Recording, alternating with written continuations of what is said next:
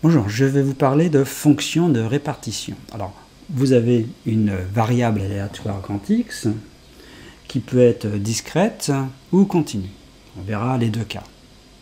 Donc grand X peut prendre des valeurs et vous connaissez la probabilité que grand X prenne certaines valeurs dans le cas discret ou prenne une valeur dans un intervalle dans le cas continu.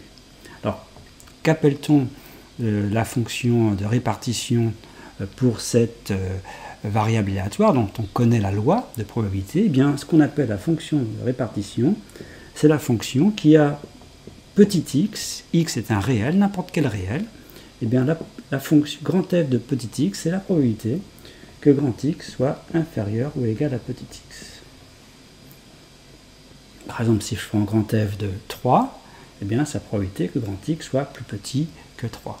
Si je prends x égale 4, c'est la probabilité que grand x soit plus petit que 4. Alors vous remarquez que justement, que cette fonction, elle est croissante.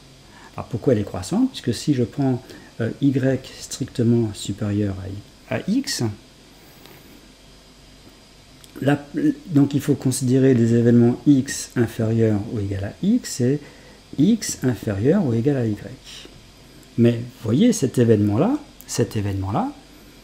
x plus petit que x, il est compris. Là, si on fait un petit schéma ici, on peut le faire comme ça. Ici, vous avez ici x, vous avez y. Ça, c'est l'événement x plus petit que x. Et ça, c'est l'événement x plus petit ou égal à y. Eh bien, donc la probabilité que x soit plus petit, grand x soit plus petit que y, elle est bien supérieure à la probabilité que grand x, ici, soit inférieur ou égal à x. Donc c'est clair. Ici, donc ça c'est x inférieur à y, ça c'est x inférieur ou égal à x. Bon. Eh bien, on en déduit donc que grand f de y est donc supérieur ou égal à grand f de x. Alors ça veut dire que la fonction de répartition, elle est croissante. Alors, pas forcément strictement croissante, mais croissante. Alors, on va voir maintenant à quoi sert cette fonction de répartition. Alors, il faut savoir quand même qu'il y a pas mal de lois de probabilité qui ne sont définies que par leur fonction de répartition. Alors, ce sont des fonctions, donc je dis croissantes et positives.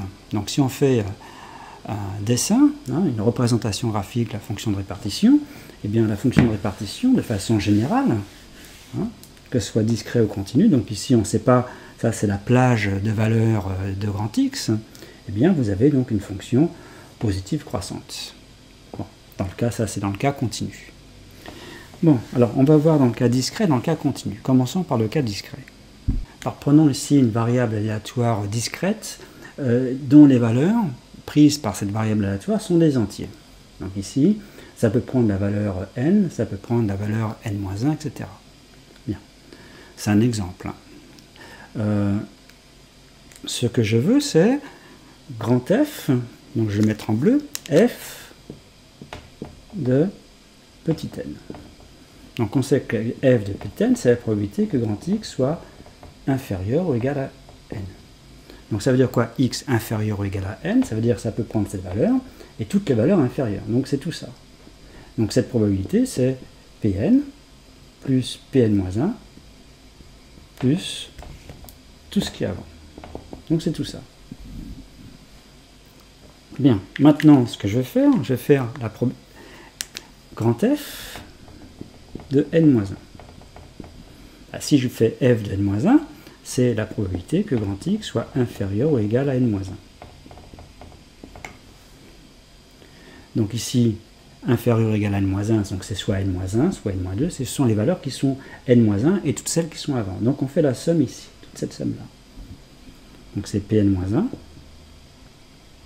plus, etc., toutes celles qui sont avant. Bon, ici, on suppose que les valeurs prises par grand X sont classées dans l'ordre croissant. Et si on fait la différence entre les deux, grand F de n moins grand F de n-1, eh bien, vous remarquez que ici, ça me donne Pn. Donc la différence ici, voilà. Donc la probabilité ici, Pn, ce que j'appelais Pn, ici, c'est la probabilité que x soit égal à n. grand X soit égal à n, bah, c'est grand f de n moins grand f de n moins 1. Donc on peut généraliser. Si à la place de prendre grand f de n moins grand f de n moins 1, si cette fois-ci je prends grand f de b moins grand f de a, donc grand f de b moins grand f de a, où a et b sont des réels cette fois-ci, réels avec a strictement plus petit que b. Donc en fait, que suffit-il de faire dans la loi de probabilité de grand X? C'est bien de voir où se trouve petit a et petit b. Donc on place petit a, on regarde où se trouve petit a, on regarde où se trouve petit b. Et ce qu'on fait en fait, donc ici on prend toutes les valeurs prises par grand X qui sont entre a et b.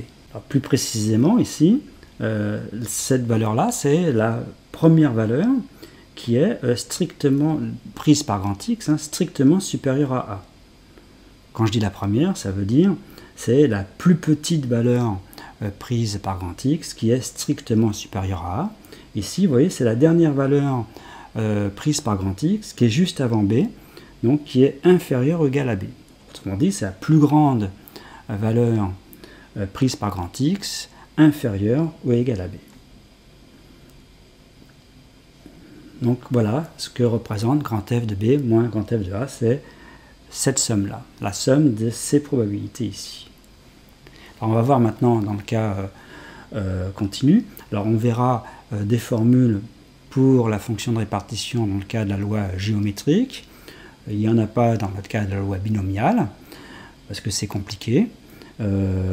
Mais avec une calculatrice, on pourrait évidemment avoir la fonction de répartition de la loi binomiale. Alors on fait la même chose avec une loi de probabilité continue, de densité continue. Alors quand vous avez une loi de probabilité continue, de densité continue, ici vous avez l'ensemble des valeurs prises par grand X. En fait c'est un intervalle de R qui est grand I, c'est I, ça peut être R, ça peut être 0 plus l'infini. Par exemple 0 plus l'infini c'est dans le cas de la loi exponentielle. Dans le cas de la loi normale qui n'est plus au programme, bah, c'est R, l'intervalle I, et je prends deux réels A et B dans I. Ce que je veux, c'est représenter grand F de B moins grand F de A, ou encore une fois, grand F, c'est la fonction de répartition. Alors, déjà, graphiquement, que représente grand F de B? Bien, grand F de B, c'est la probabilité que grand X soit inférieur ou égal à B. Et donc, c'est ici. Ça, c'est grand F de B. C'est la probabilité de cet intervalle. Ici, grand F de A, c'est la probabilité de cet intervalle. C'est tout ce qui est inférieur ou égal à petit a. C'est la probabilité que grand X soit dans cet intervalle-là. Bon, moi, ce que j'aimerais, c'est avoir la probabilité que grand X soit entre A et B. Alors, comment on va faire? Eh bien, on va, vous voyez, l'intervalle I, on va le couper en plusieurs morceaux. Il y a ce morceau ici,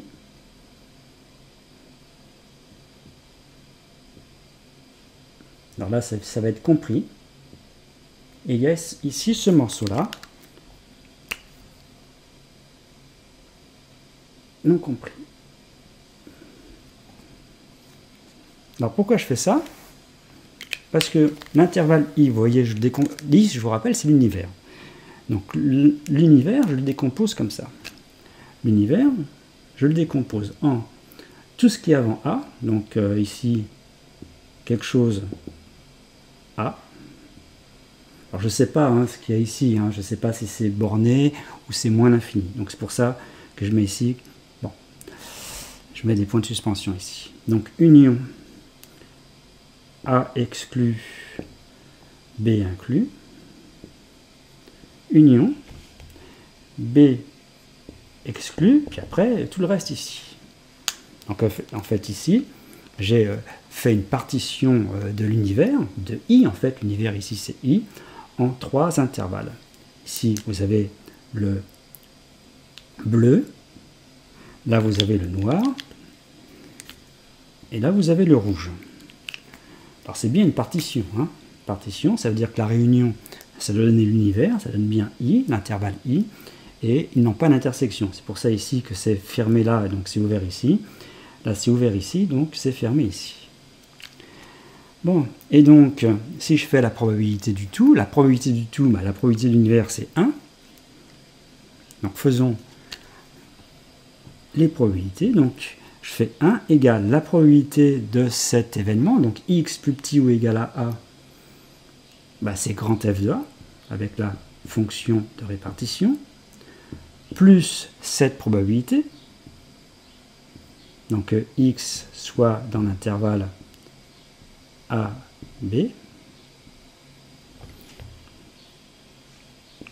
plus celle-ci, la rouge. Or, la rouge, vous voyez, x strictement supérieur à b, eh bien l'événement x strictement supérieur à b, c'est l'événement contraire de l'événement x inférieur ou égal à b. Donc le rouge, c'est le contraire du bleu. Donc la probabilité ici du rouge, c'est 1 moins grand F de b.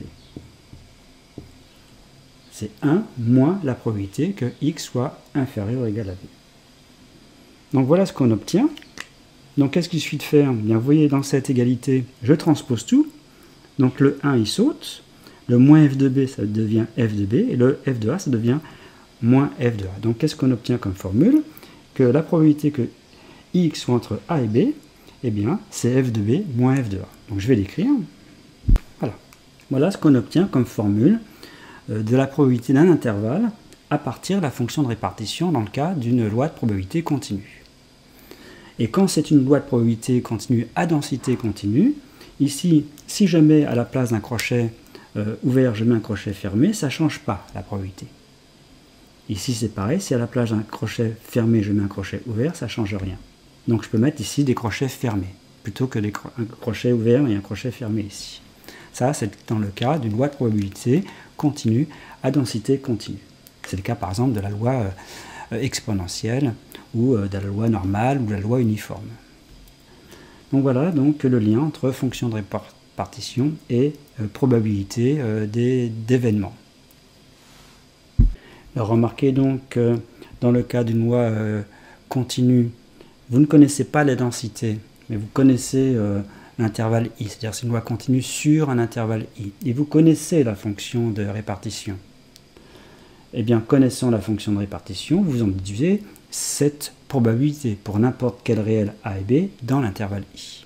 Donc on n'a pas besoin de connaître la densité dans une loi de probabilité continue pour obtenir des probabilités. Il suffit de connaître la fonction de répartition.